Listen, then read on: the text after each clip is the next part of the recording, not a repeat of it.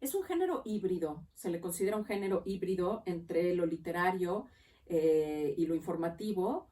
Hoy en día, la verdad es que una característica de la literatura contemporánea es justamente que cada vez los géneros tienen fronteras más desdibujadas. Entonces, estamos leyendo una novela, pero dentro de la novela hay una cuestión ensayística, por ejemplo. Entonces, esa es una tendencia natural. Sin embargo, la crónica es uno de los géneros literarios más antiguos. Hoy en día está considerada dentro de los géneros periodísticos, que es una narración basada en hechos verídicos que se centra en acontecimientos relevantes para un pueblo, para una comunidad, para una localidad. Por ejemplo, algunas de las crónicas que nosotros vamos a tomar como ejemplo para ir analizando se centran en la conquista de México, la caída de un gobernante, como en el caso de él, hay una crónica fantástica de Rizar Kapuczynski sobre la caída del Shah de Irán, el terremoto del 85 o el terremoto del 2017, el acontecimiento nuclear más trágico de la historia, que es el nuclear de Chernóbil,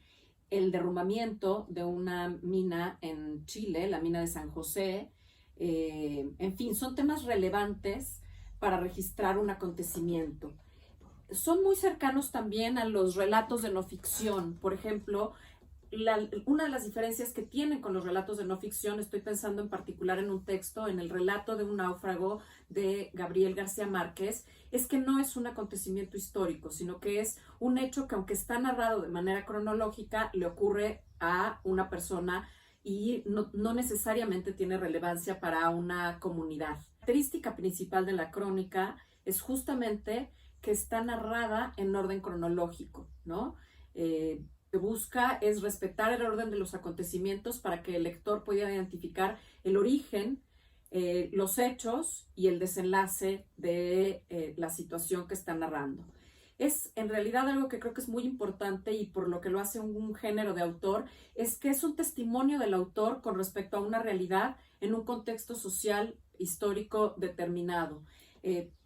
Justamente por eso, aunque el autor aporta información objetiva, lo cuenta desde su visión. Y a eso también es a lo que yo me refiero cuando les digo que hay una cuestión a galope entre la objetividad y la subjetividad. Es decir, aporta esta información que es objetiva, pero al mismo tiempo comenta su propia visión de los acontecimientos, da su punto de vista, la perspectiva subjetiva que tiene el autor, las emociones que muchas veces le despierta esto. Algunas crónicas, lo vamos a ver cuando las vayamos analizando, tienen más elementos emocionales y otras son mucho más objetivas. Pero, como decía yo en un principio, la objetividad es una aspiración, desde luego, en la crónica. En nuestra lengua, en español, es un género muy importante porque existe desde hace muchos siglos la tradición del cronista de la localidad, que muchos de las ciudades y de los pueblos de nuestro país siguen manteniendo la presencia de un cronista local que narra los acontecimientos para la posteridad. Así es que esta es una probadita de lo que es la crónica.